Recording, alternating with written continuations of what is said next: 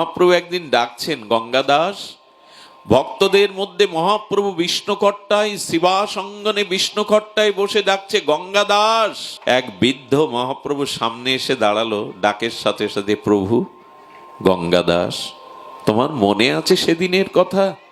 প্রভু কোন দিনের কথা বলছেন? আমার তো স্মরণে নেই। গঙ্গাদাস, মনে আছে তোমার? বিধর্মীরা তোমার বাড়ি পুড়িয়ে দিয়েছিল। বলে, হ্যাঁ প্রভু মনে আছে। সেদিন ধর্ম রক্ষার জন্য তোমার স্ত্রীর হাত ধরে তুমি বাড়ি থেকে নেমে গিয়েছিলে। বলে, হ্যাঁ প্রভু মনে আছে। তারপরে কি হয়েছিল? বলো, নদীর ঘাটে এসে দেখলাম কোনো মাঝি নাই, কোনো খেয়া নাই।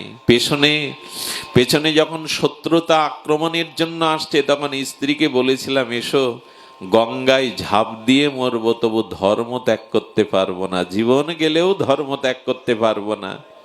সেদিন যখন তুমি ঝাঁপ দিতে গেলে গঙ্গাদাস, কি হলো?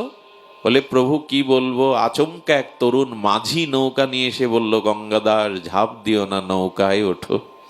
আচ্ছা, ওপারে যাওয়ার পরে জানো প্রভু, সেই তরুণ নামিক মাঝি আমার কাছে কোনো পারের কড়ি নেয়নি। মহাপ্রভু বলছেন, তাকে কি পেয়েছো?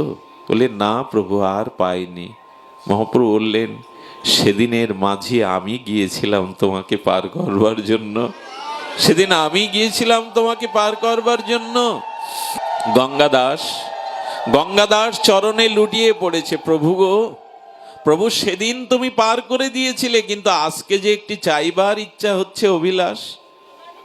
বলো গঙ্গাদাস, সেদিন যেমন পার করে দিয়েছো, কড়ি নাওনি, তুমি কথা দাও আর একটা খেয়া তো পার হতে হবে, সেদিনও পার করে দিও।